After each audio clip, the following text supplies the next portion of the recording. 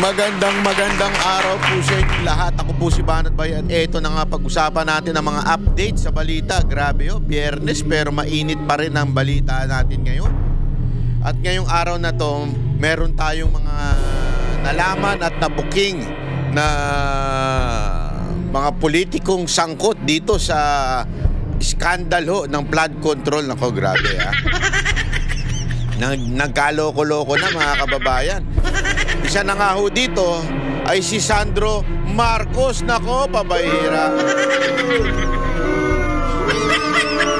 Nayari ka, patay kang bata ka. Binuking ka ng isang news outlet. At the same time, eto rin pong si Ontiveros. Nako. Gago! Binuking din po siya ng isang media. Patay kang bata ka, oo. Eto na nga ho, ladies and gentlemen, mukhang sabi nga nila, nagkakabukingan na at alam mo, mga kababayan, imposible yung, sa bagay. Sasabihin ko sana, imposibleng hindi alam ng presidente. Sa loob-loob ko, yung ang lindol, di niya alam na may nangyari. May lindol pala. Natutang kalabaw, hayop, litik ko. Ay nako, ewan ko. Ting nakikita ko yung pagmumukha ni Marcos.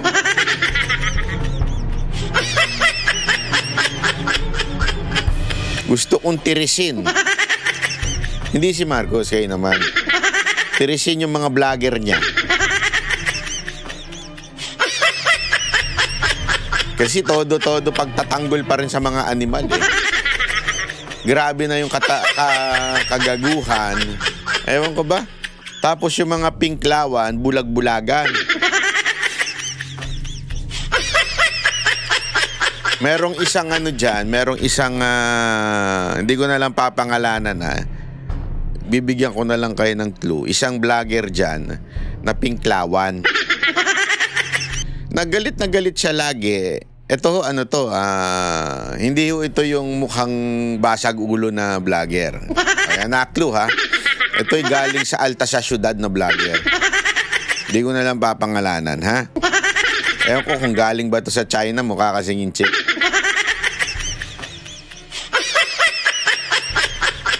Alam mo, kapatid, ikaw pinklawang kang animal ka, wala kang vlog kung hindi anti-Duterte. Wala kang sinabi against the Marcos. 'Di ba? Na napaka-obvious na. Tapos ikaw ganyan ka. Tapos baka mamaya mapikong ka, bugbugin mo na naman yung jowa mo.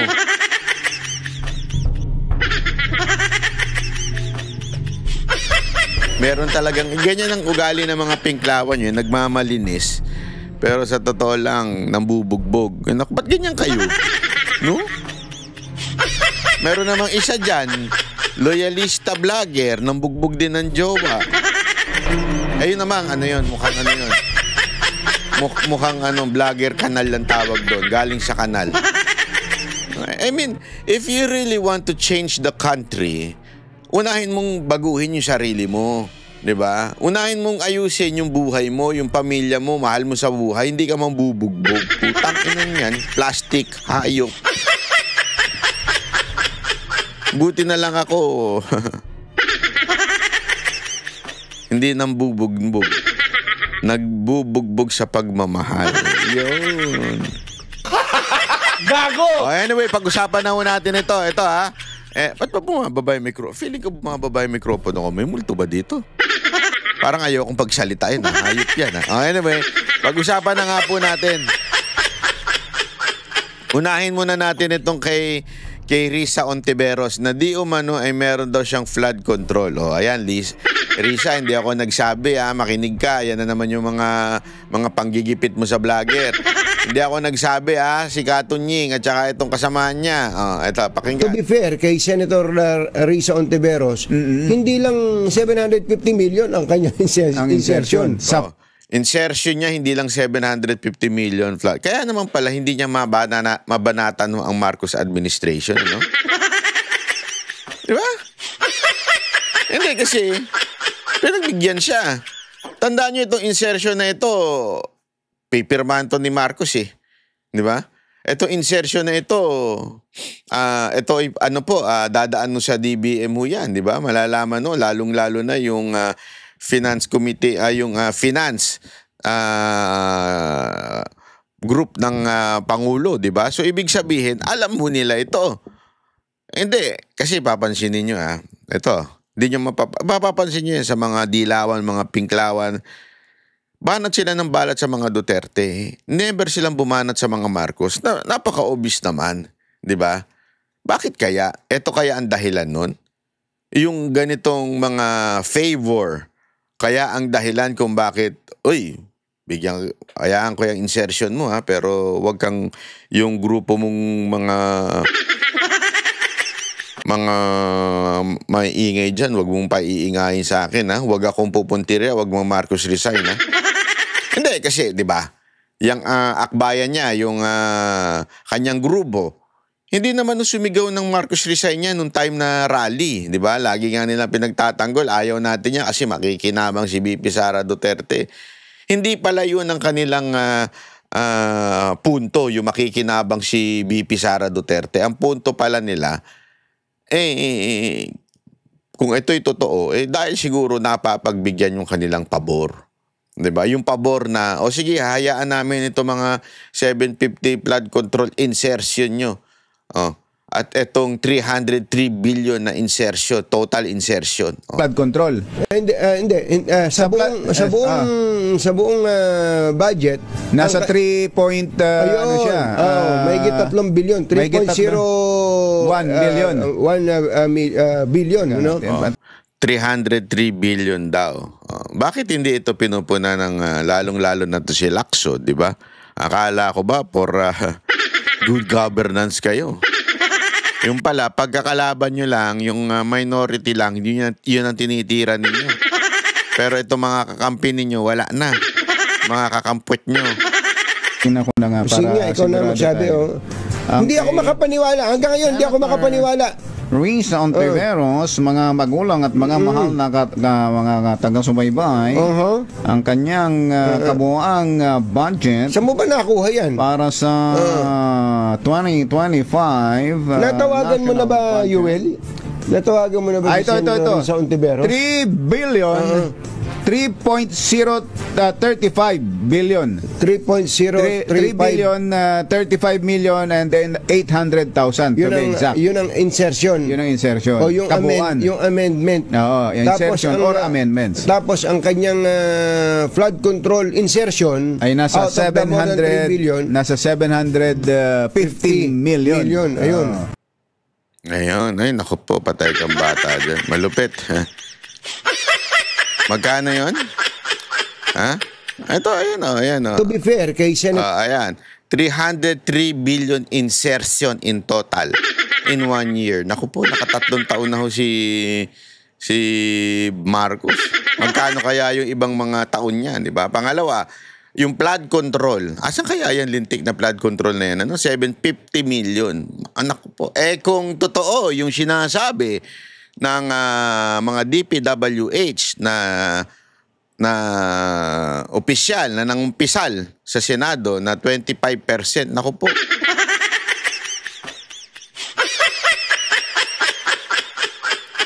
Kaya naman pala, yun lang masasabi ko, kaya naman pala, tirahin na ang lahat, wag lang si Marcos.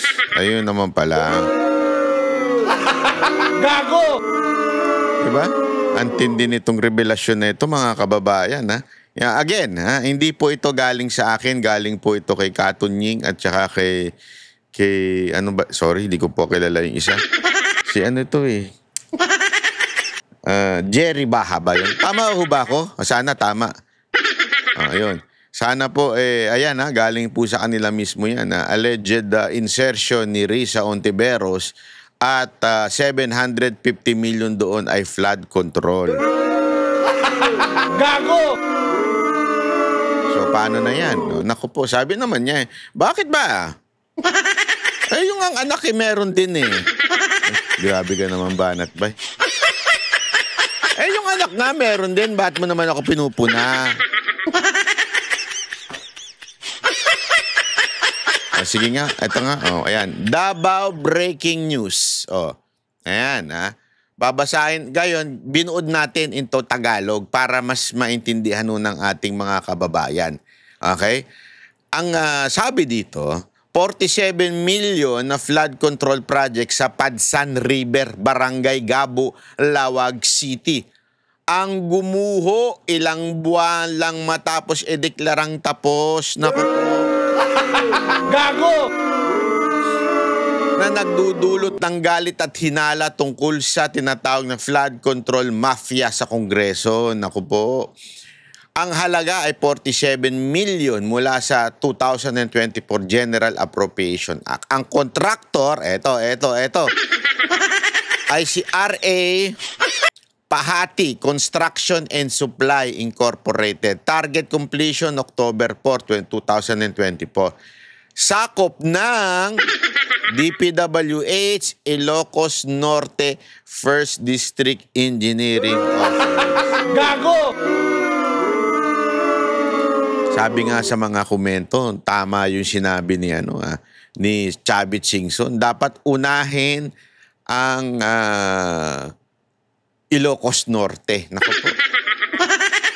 Ito yung issue. Ang RA Pahati Construction ay umano'y pagmay-aari ni Representative Jong Zenisa ng Davao de Oro. Wow!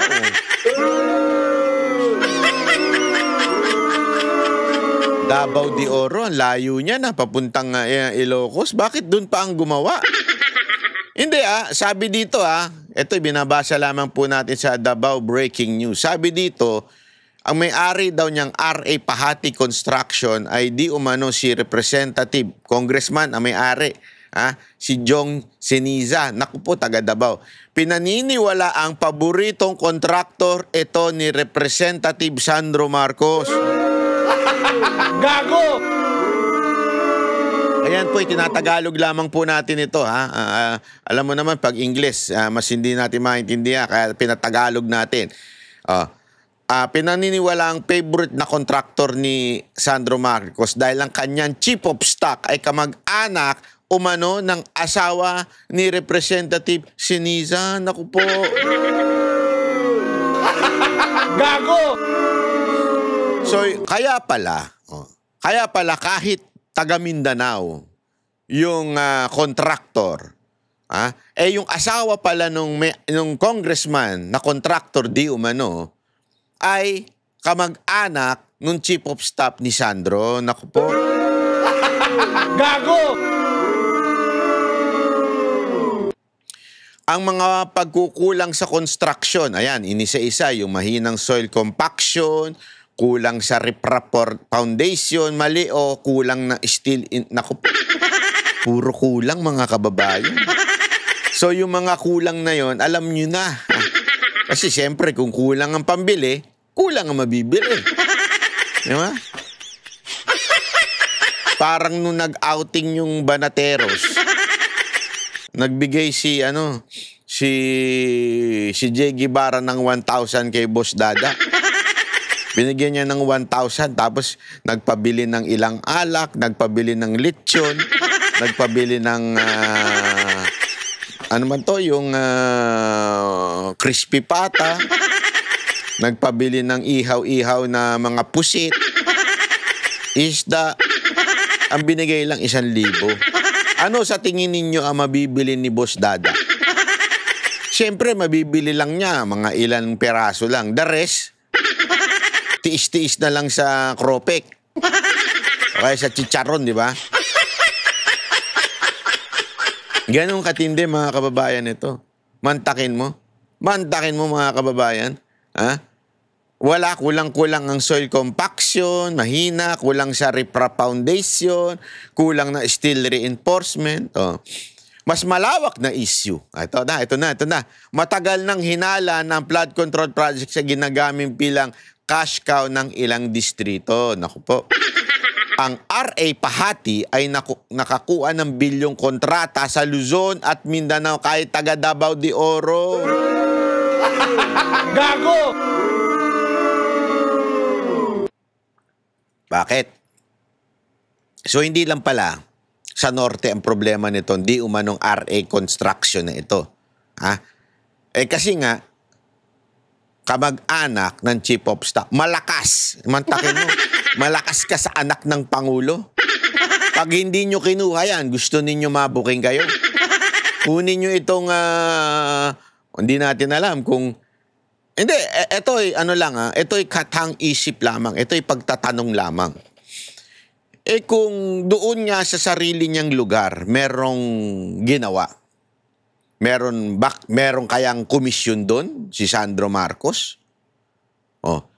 Sa bawat proyekto kayang nakukuha ng RA Pahati sa Luzon at sa Mindanao, dahil malakas ito doon sa Chief of Staff, dahil kamag-anak po ng Chief of Staff ni Sandro Marcos, maaari kayang ang backer nila ay si Sandro Marcos at sasabihin nila ngayon, sa mga district engineer, eto kukunin ninyo ko,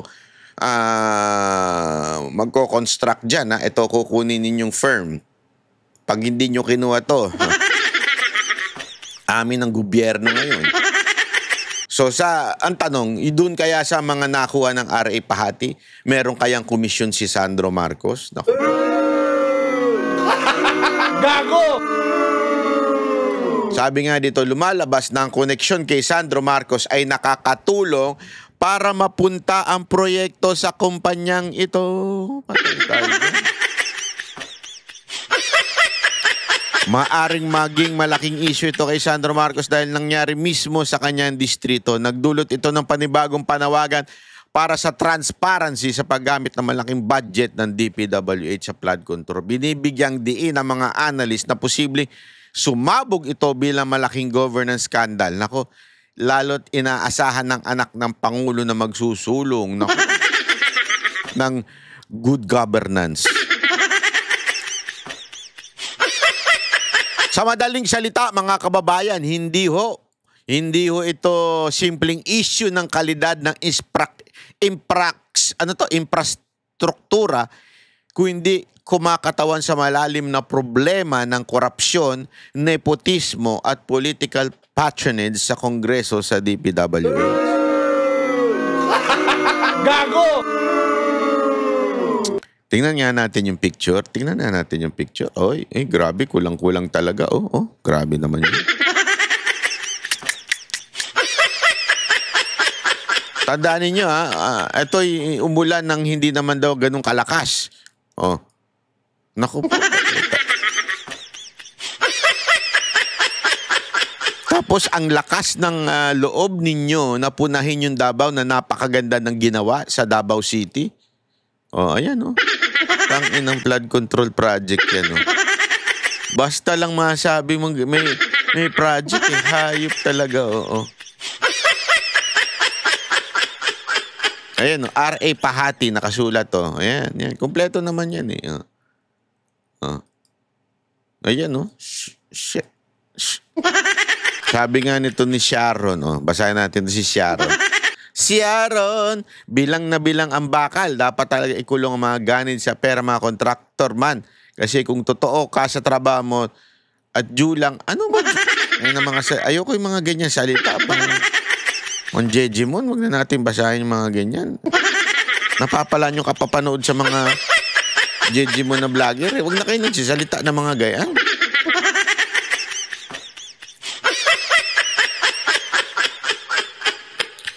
Ay nako. Anyway, eto na nga.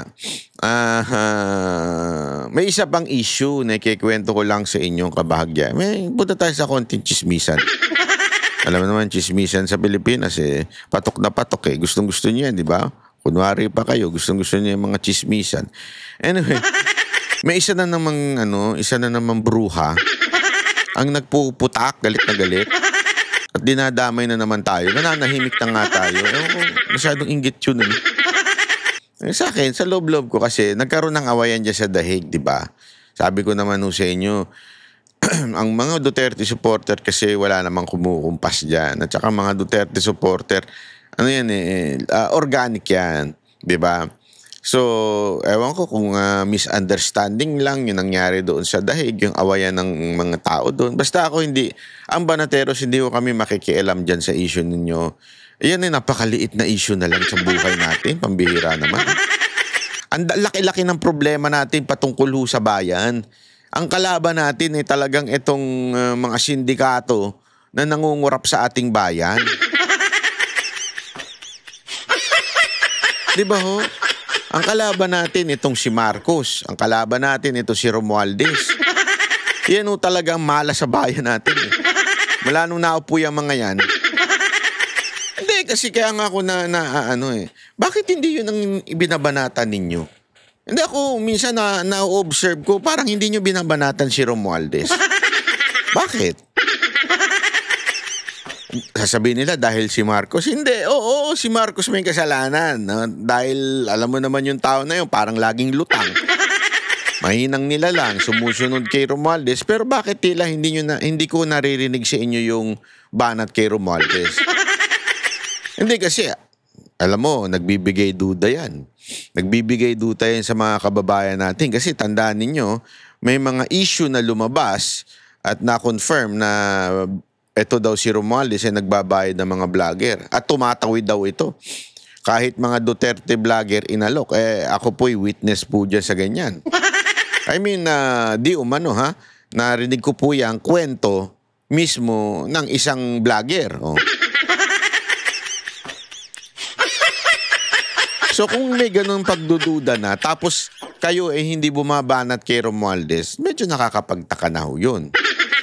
Gayun pa man, hindi namin kayo pakikialaman, problema nyo ho yan. Kung yan ang inyong pasya sa buhay, iligtas si Romualdez, problema nyo na ho yan. Basta kami ho, we have a greater fight. And we will not, kaming mga Banateros, we will not go to that kind of, kahit ipanawagan nyo pa sa SMNI, natanggalin kami, alam mo, kami po ay kami very appreciative of getting us sa SMNI.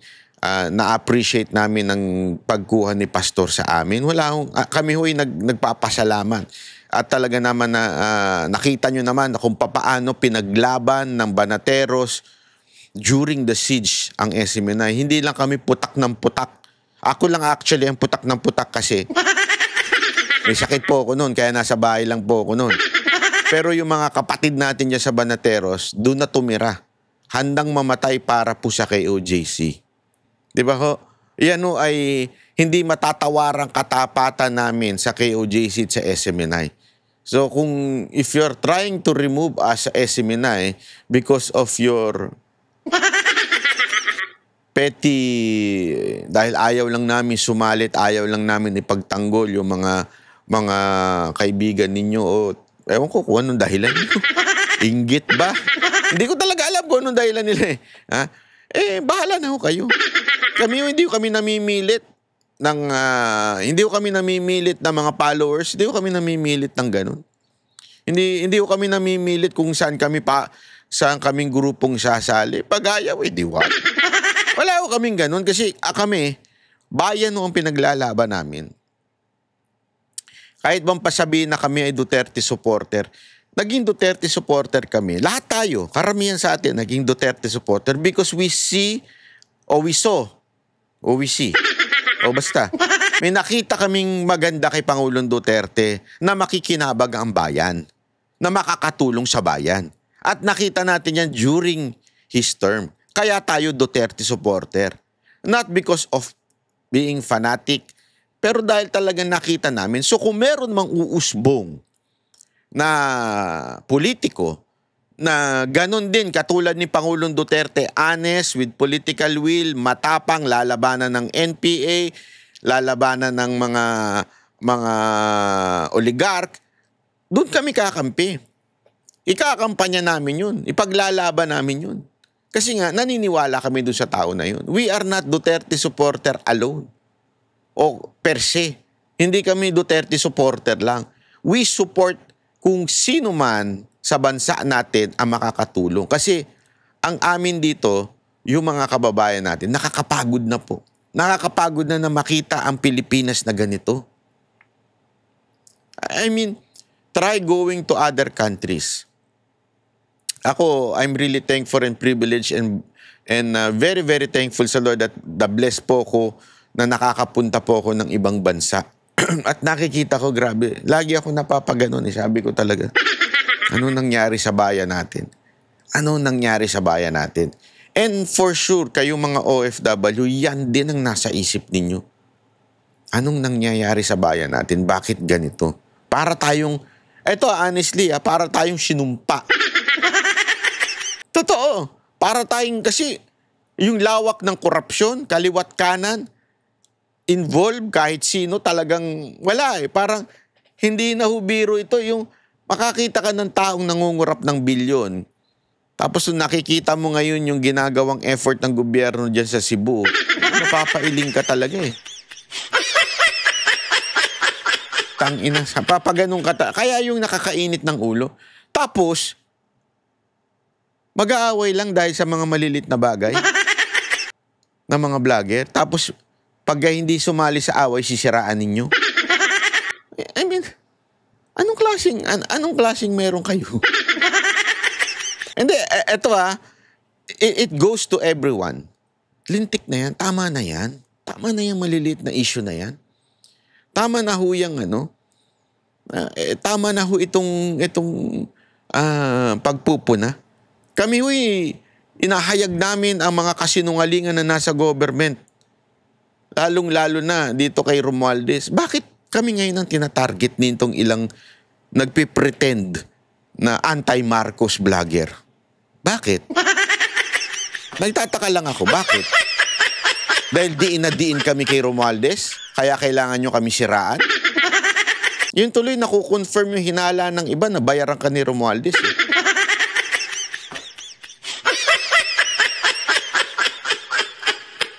Di ba?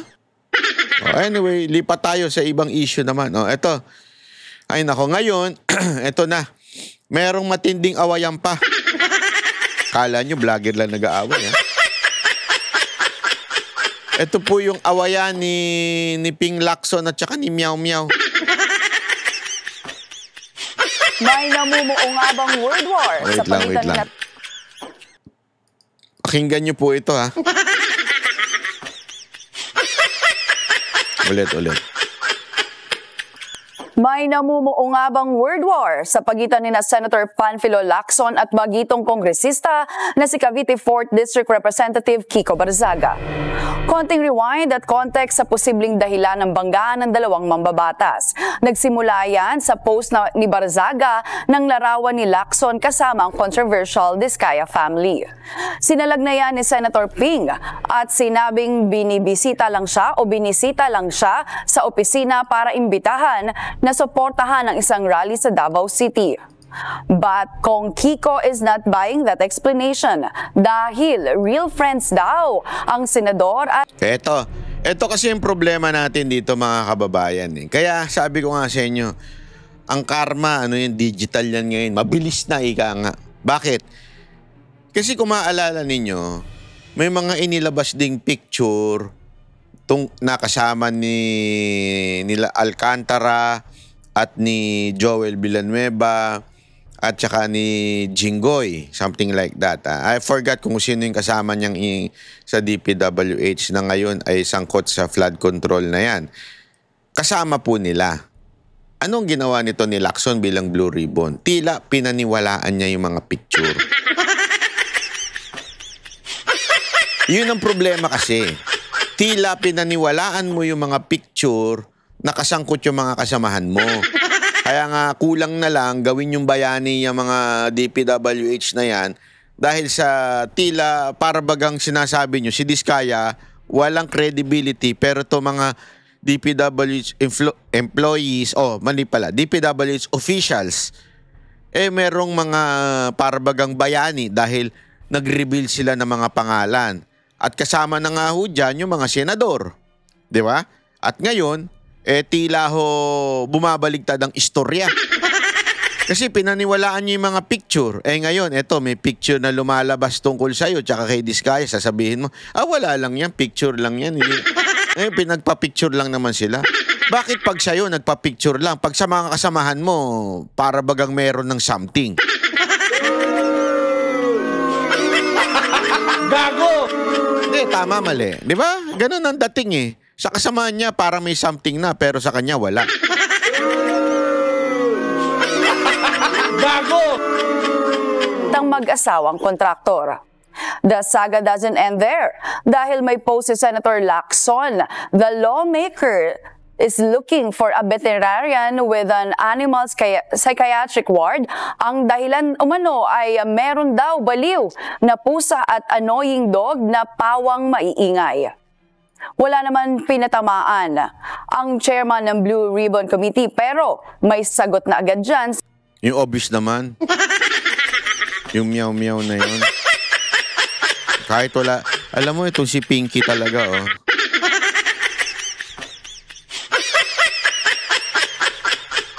Itong si Pinky Lacson, oh. Tuloy. Barzaga. Tingin ni Kong Kiko si Senate President at Tito o Tuta Soto ang kanyang pinariringgan. Naku po. Tingin tuloy ni... Mantakin mo. Bayani din tong siya, no? Loko-loko rin to si Congressman Barzaga. No? Talagang Tuta Soto.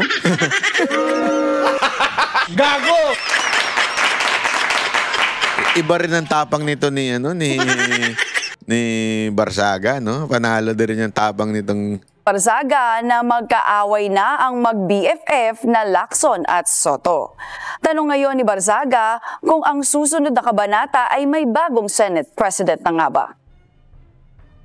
Ako, grabe. At ako lupit. Alam nyo, mga kababayan, eto, pakinggan natin yung eto kasi, may latest po si si Lacson at saka itong si Meow Meow. May latest sila mga post. Napakalabi ko nga, talagang pikun na pikun po itong si Lacson. Talagang ewan ko hindi ko alam eh. Maybe tinamaan niya yung nerve eh. Di ba? Ang tao lang naman mapipikon pagka tinamaan mo talaga eh. Pag pumatol ka, ito yung kay Lacson. Oh. Ito, ano muna? Kay Meow Meow muna. Ito muna. Nauna kasi ito eh. Ayan, ito. Ito sabi niya. Tao ni Lacson ang nag-leak ng Diskaya photo. Pati sarili niyang team nagsisisi sa pagboto sa kanya. Gago! Di ba? Excuse me. Tapos, sumagot po si Lacson. Kitang-kita mong pikon na pikon to si Lacson. Sumagot naman si Lacson. Ito. I feel for our dear friend Mayor Jenny Barzaga. As the mayor of Dasmariñas City, she must have her hands full serving her constituents. The last thing she needs is the evil-mindedness of people who use her son, Kiko's mental state, to advance themselves. Ito na yung masasabi mong pikon na. Bakit?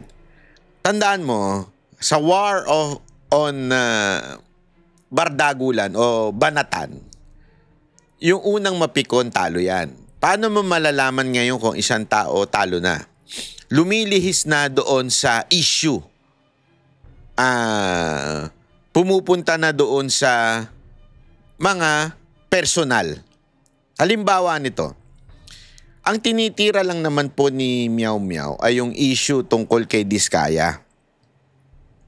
Which is, nakita naman natin yung kaplastikan ni Senator Lacson patungkol kay Diskaya at doon sa ibang mga DPWH official. So yun ang tinitira ni Meow Meow, 'di ba?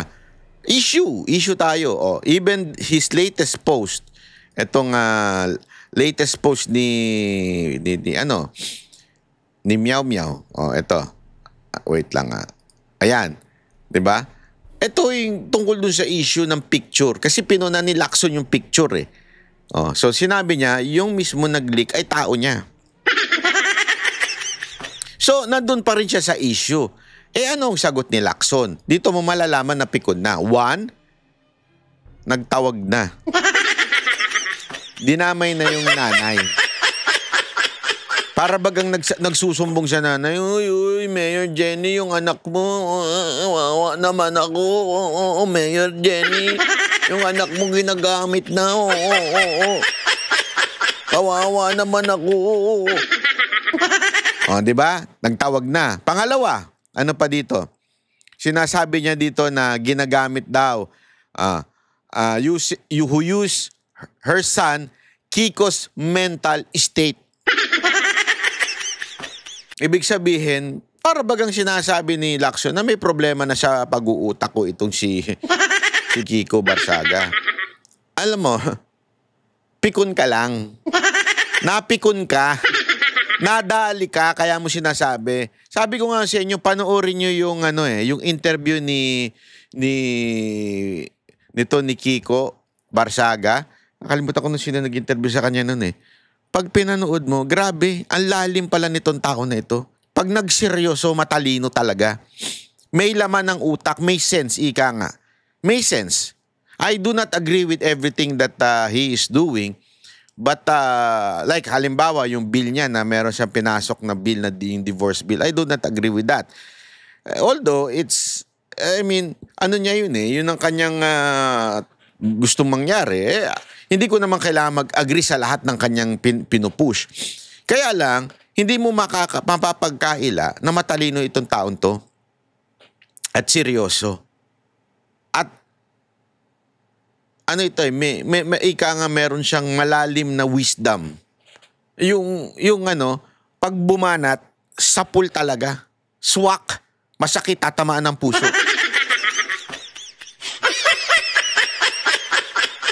Pero sa banat ni Lacson, iba eh. Bakit mo kailangan idama yung nanay sa usapan? Pikon ka na kasi. Bakit mo kailangan idama yung mental state ni Kiko sa usapan? Pikon ka na kasi. Gago! Di ba? Yan ang totoo. Why don't you just answer yung kung meron mang accusation na sinasabi sa'yo? Di ba? Hindi eh. Post ka ng post na tila pikon ka na. Alam mo, if I were you, yung cellphone mo, ilak mo muna. Halata kasi na mainit ang ulo mo sa kanya. Mapapahama ka niyan. Magbibitaw ka ng kung ano-ano. Tandaan niyo yan, pag mainit ang ulo ninyo sa jowa ninyo, mainit ang ulo niyo sa pamilya ninyo, ilayo niyo ang cellphone. Mapapa-status kayo na pagsisisihan niyo in the future. Hindi. Sabi ko nga sa inyo, kahit ako, dami ko na mistake yan eh. Pagkagalit nung time na, noon. Pag time na galit po ako sa ibang trabaho ko, tapos napapa-status ako ng alanganin eh. Totoo yun. Diba? So, dito, kitang-kita mo na pikon na siya. O, ito, panoorin natin, pakinggan natin yung kanyang dahilan. O, ito. Ano daw po yung photo o yung litrato ninyo na kasama yung Diskaya couple na kumakalat sa social media ngayon? Ano po ang konteksto nung? Malisyoso, no? Dahil nangyari yon nung kampanya, 2025. First and only time outside of the Blue Ribbon hearings na nakaharap ko yung mag-asawa. Ang nangyari kasi doon, meron akong supporter, follower na taga Davao City. Anak yon ng dating police general na na-under sa akin. So siya yung namatay na yon, si General Villaroman. Dati siyang chief security detail na Mayor Duterte pa noon. Hanggang sa naging presidente na si Mayor Duterte, doon naman namatay si General Villaroman. Yung anak niya, parang siya yung nag-take over noong para may security agency sila sa Davao. So nagpatuloy na naging supporter ko yung anak. Tapos, yun nga, dinala niya yung anak o kapatid, hindi ko na maintindihan ng mag-asawang Diskaya. Sabi niya, merong napalaking rally, grand rally nga eh. May mga performers, mga national artists na pupunta doon para mag-perform. At baka raw gusto ko magpunta para, part na ng kampanya. Ako naman, agad-agad naisip ko, si Tito Sen, kasi sa Lublugo, nakakaya naman kay Senator Soto, kasi yung pamangkin niya, si Mayor Vico, kalaban naman nung nanay, nung si Sara Diskaya. So, nag-decline ako. At saka isa pa, inisip ko, dinadala rin ako ng mga ibang party list groups. Hindi naman wise o smart na political decision na mag-attend ka ng rally ng isang party list. Kasi, mag-gain ka sa isang party list, halimbawa, supporters nila, mawawala naman sa suporta ng ibang party list groups. So sabi ko, nag-decline ako. Nung nauna yung dumating, may kasama pang abogado eh. Hindi ko na matandaan kung sino. Dumating ngayon yung mag-asawa. Sandali lang kami nag-uusap, halos wala kami na pag-usapan. Siyempre, bago nung palabas na sila, kung pwede na magpa-picture, wala naman ako idea kung sino yung mag-asawang Diskaya. Hindi ko naman alam na aabot sa ganito. Wala akong kamuwang-muwang. Hindi nyo kilala, in other words? Hindi ko kilala talaga. First and only time na nakaharap ko sila outside of the committee hearings. Of course, nakakaharap ko na sila sa committee hearings. Pero Opo. that was the first and only time that I met them. Okay. So malicious ba't may kakalat yung picture na even assuming na magkakilala kami, no? Without admitting, of course, hindi totoo. Opo. Anong masama doon kung nagpa-picture taking? Oho. Kayakap ko ba si Mrs. Diskaya? Kayakap ko ba si Carly Diskaya? Ang corny nun, yung part na yun. Yung kayakap. Pwede bang yakapin yung pa-picture kahit na kunwari lang ha, let's pretend na magkasagwat kayo. Magpipicture kayo na magkayakap.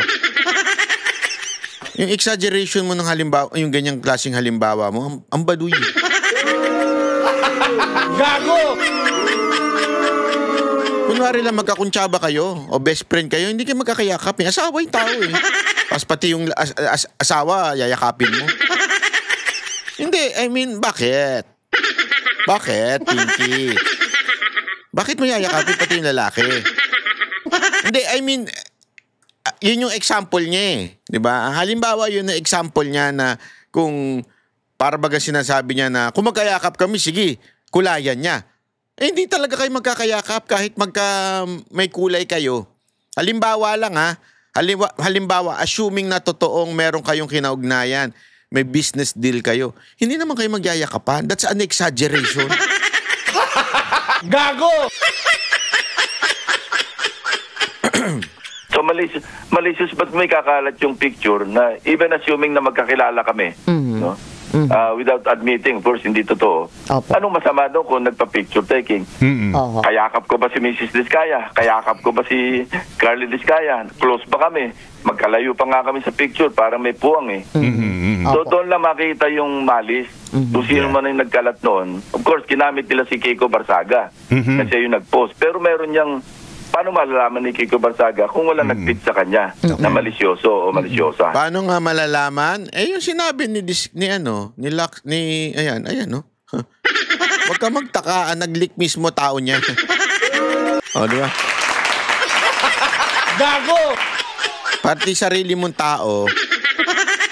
Hindi. Pambira, oo. Anyway, ito ay simpleng-simple lang, Lacson. Sige na, sabihin na natin, oo, tama, may malis dyan etong si Kiko Barsaga, may malis yan. Eh, tanggalin mo rin yung malis mo doon sa mga kasamahan mo. Na meron kang, may nakikita kang picture. Di ba?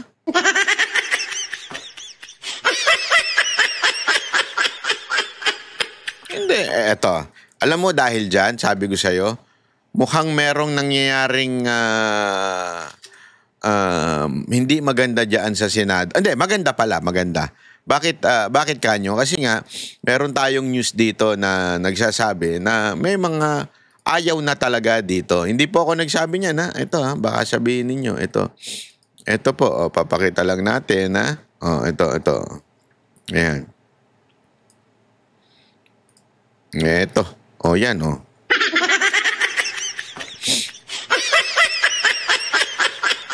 Alam mo, dapat talaga ilagay dyan. Naniwala kayo si Cayetano dapat ang ilagay nyo. Kasi para objective, independent. Si Cayetano kasi, di ba, pinagbibintangan niya na ganito. Si Cayetano, tumakbo nung nakaraan bilang independent. Wala ho siyang utang na loob sa kahit sino mang partido. Di ba? Wala ho siyang utang na loob sa mga Duterte. Kung sumuporta man siya sa Duterte, it is because yun yung tama. Yun yung makatarungan. Yun yung sa tingin niya ikabubuti ng Pilipinas. Yan na lang ang gawin natin. Siyempre, may mga kokontra dyan, alam mo na. Pero kita naman natin kung paano, at siya ho ang nag-sponsor nung interim release ni Pangulong Duterte sa Dahig, di ba? And he was able to convince majority of the senators na mag-issue ng ganyan. Kasi tinatanong ng iba, para saan ba yung issue na yan? Yung resolution na yan. That resolution can be used by Attorney Kaufman to ask for ICC's, tandaan ninyo, nakuha na yung statement ni Aling Claire na walang pakialam si Marcos sa kung ano man ang gagawin ng ICC kay Duterte. So, ibig sabihin, the President does not parang oppose yung paghingi ng interim release. Kasi sabi nga ni Aling Claire, walang pakialam ng Presidente. Pangalawa, ito, kailangan to etong mga ganitong supporting documents, kasi resolution to na asking for interim release ni PRRD. And maybe the third one or the other one is yung may bansang pumayag. Sabi nga ni BP Sara Duterte, may bansa ng pumayag. Diba?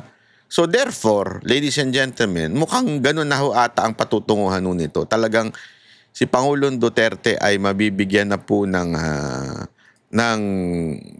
paglaya. Sa tingin ko lang po yan, Anyway, ito.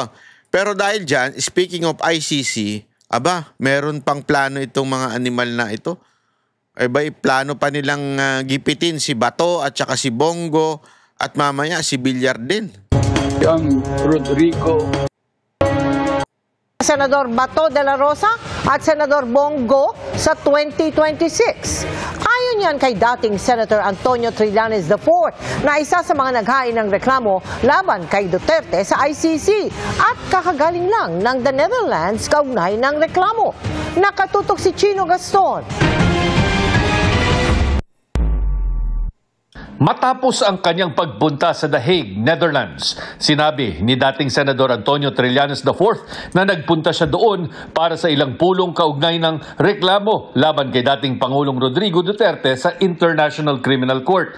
Isa si Trillanes sa nag-file ng reklamo laban kay Duterte para sa crimes against humanity kaugnay ng madugong drug war. Paniwala ni Trillanes, sa unang bahagi ng 2026, may mga lalabas na arrest warrant para sa iba pang maaaring masangkot sa kaso. Yung warrant, ang na-expect na lang natin ay dalawa. Isa kay Bato, isa para kay Bongo. Ang tinukoy ni Trillanes ang mga senador na sina Bato de la Rosa na nagsilbing PNP chief noong Duterte administration at Bongo, ang malapit na aide ni Duterte bago nahalal na senador.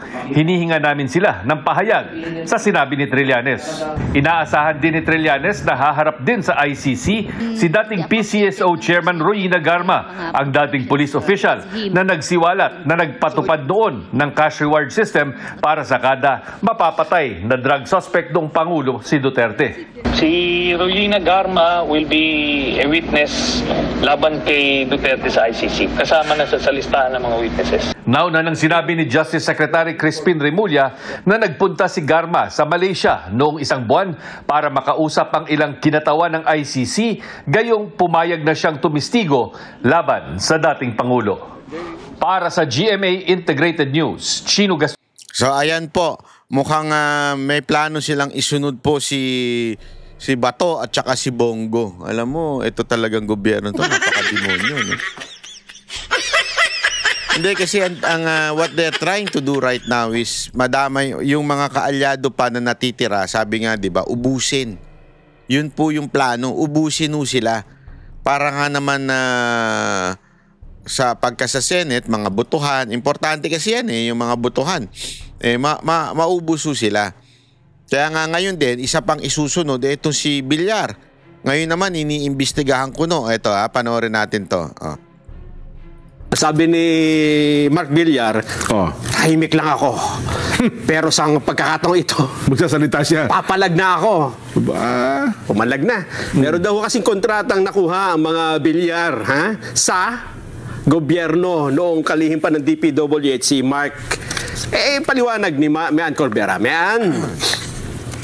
Magandang hapon, Nelson at Jen. Umangal si Senator Mark Villar sa mga pahayag ni Justice Secretary Jesus Crispin Remulla na kasama siya at ang kapatid na si Senator Camille Villar kasama ang kanilang ina na si dating Senator Cynthia Villar sa mga umano'y iniimbestigahan dahil sa issue ng anomalya sa flood control projects.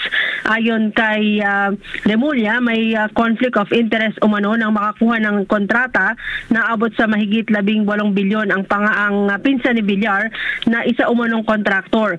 Pero ang sagot ng senador, wala sa sinumang miyembro ng kanyang pamilya ang nakinabang at nakakuha ng anumang kontrata sa gobyerno sa panahon ng kanyang panunungkulan noong sa paang kalihim ng Department of Public Works and Highways.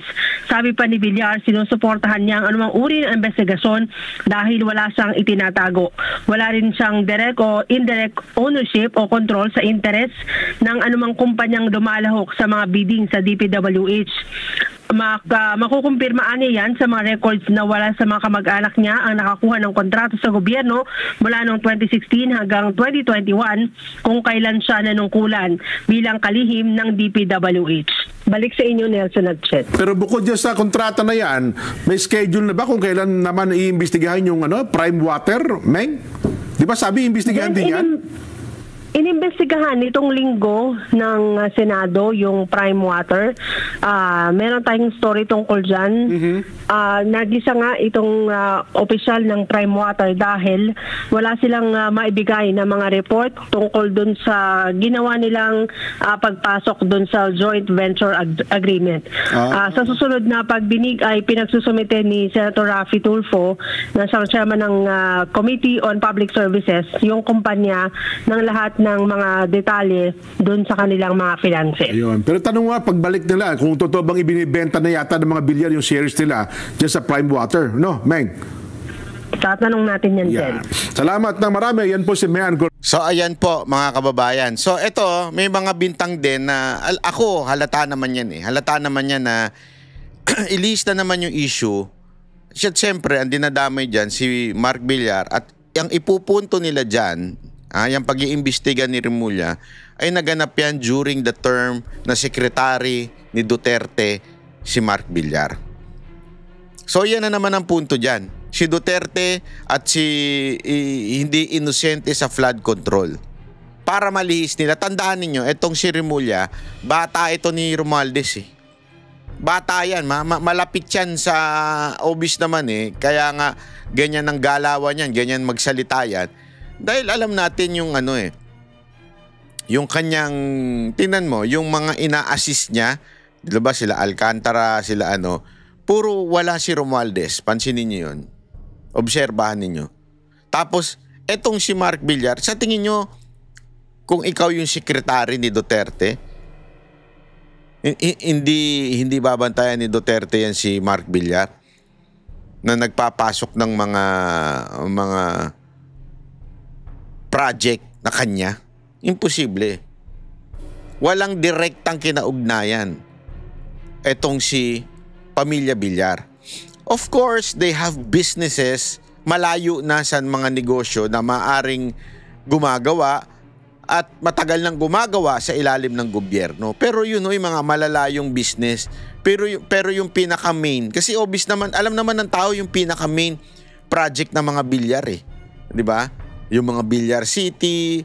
Pero yung mga iba, ayun na yung mga na lang yun. Mga malalayo na nila siyempre, pag pamilya kayo ng mga ganyan, malamang sa malamang may mga kamag-anak kayo na, ayun, sinusubukang idikit. Sa dami-dami nang iimbestigahan.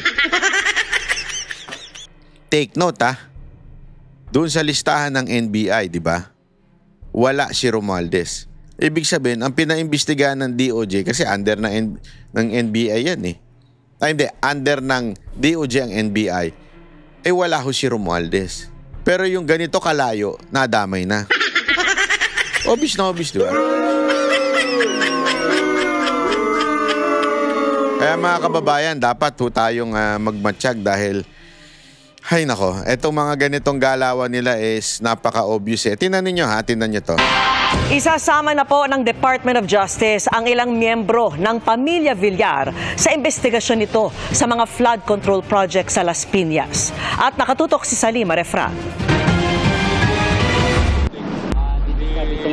May 5 taong umupo bilang kalihim ng Department of Public Works and Highways si Senador Mark Villar noong Duterte administration. Sabi ngayon ni Justice Secretary Jesus Crispin Remulla, mula daw nung panahong yun, nakuha ng pinsan niyang buo ang mga kontrata sa infrastructure projects sa Las Piñas, ang balwarte ng kanyang pamilya. Because of that prohibited interest, with his cousin being the contractor in Las Piñas. Mga sir, gano'ng harap? 18 billion worth of projects. 18 billion? Billion. 18.5 ang sabi sa report. But we have to flesh it out. Sabi ni Remulla, hindi lang daw limitado sa flood control projects ang napunta sa pinsan ni Villar. Lahat ng klaseng project yan. Whatever, ano maisip mo, yun na yun. Kasama yan, lahat in the menu. From school buildings to roads to asphalt overlay to revetments, lahat yan kasama yan. Dahil dito, iniimbestigahan siya ngayon ng Department of Justice. And also a senator. Ano yan kasama yan sa relationship na hindi dapat nangyayari. Di ba? Kasi you have something to do with the, with the way that the money is involved. When you vote for a budget, kasama ka na ron. When you participate in the budgeting process, kasama ka na ron.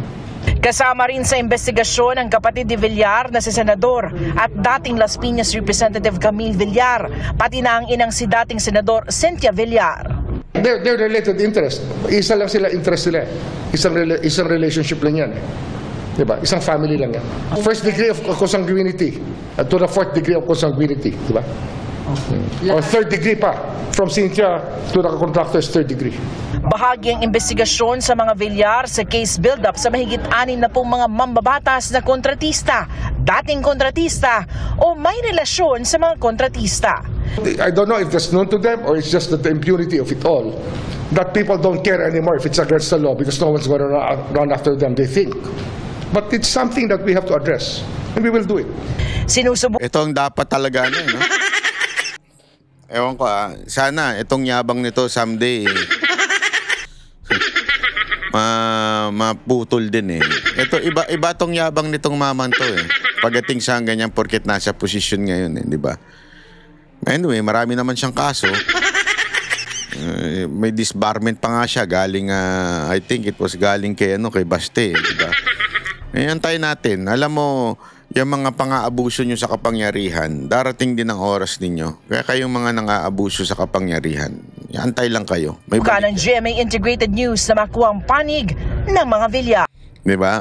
Anyway, eto muna, hanggang dito na lang po muna tayo. Happy weekend mga kababayan sa mga nag-enjoy dyan Ingat-ingat po kayo. Huwag nyong kakaligtaang na magpahinga rin. Huwag lang puro lakwatsa. Kasi sabi ng mga naglalakwatsa pagdating ng, di ba, holiday, halimbawa, Sunday, nagbakasyon, tapos pag-uwi sa bahay, pagod na ako. Akala ko ba nagbakasyon ka? Tapos biglang pagod ka na. Pagod na ako. Mas maganda siguro, labas kayong Sabado, Sunday, pahinga. Para naman sa ating Panginoon. Okay, maraming salamat po. God bless everyone. Kita-kits ulit tayo. Yan ang banateros, boses ng ordinaryo